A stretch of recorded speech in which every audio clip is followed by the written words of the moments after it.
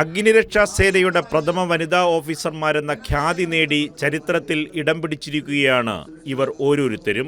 82 വനിതകളാണ് അത്യാഹിതങ്ങളിൽ നിന്നും ജനങ്ങളെ രക്ഷിക്കാൻ അഗ്നിരക്ഷാ സേനയുടെ യൂണിഫോം അണിഞ്ഞത്. പുരുഷ സേനാ അംഗങ്ങൾക്ക് നൽകുന്ന എല്ലാതരം പരിശീലനങ്ങളും വനിതകൾക്കും നൽകിയിട്ടുണ്ട്. നീന്തൽ, സ്കൂബ ഡൈവിംഗ്, അഗ്നിരക്ഷ, മലകയറ്റം, ചിന്നിംഗ് തുടങ്ങിയവയിൽ കഠിന പരിശീലന മുറകളും സ്വായത്തമാക്കിയാണ് പെൺപട സേനയുടെ ഭാഗമാകുന്നത്. തിരുവനന്തപുരം പേരൂർക്കട SAP ഗ്രൗണ്ടിൽ നടന്ന പാസിംഗ് ഔട്ട് പരേഡിൽ സേനാംഗങ്ങൾ മുഖ്യമന്ത്രിക്ക് സല്യൂട്ട് നൽകി.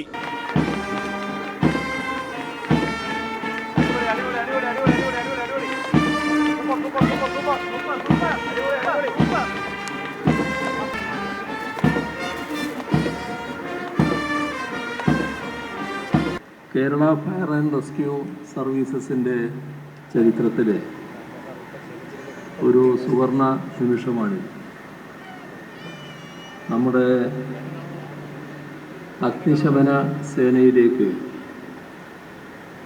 ചരിത്രത്തിലാദ്യമായി വനിതകൾ കടന്നു വരികയാണ്.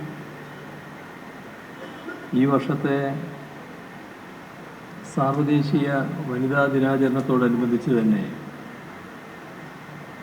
Fire woman passing out parade സംഘടിപ്പിച്ചിരിക്കുന്നു എന്നത് കൂടുതൽ സന്തോഷം പകരുന്ന കാര്യമാണ്. തൃശൂരിലെ Kerala fire and rescue service അക്കാദമിയിലായിരുന്നു വനിതകളുടെ പരിശീലനം.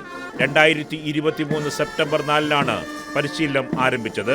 രാജ്യത്ത് ഏറ്റവും കൂടുതൽ വനിതകളെ ഒരേ സമയം പരിശീലനം നൽകിയ സംസ്ഥാനമെന്ന വിശേഷണവും ഇനി കേരളത്തിന് സ്വന്തം.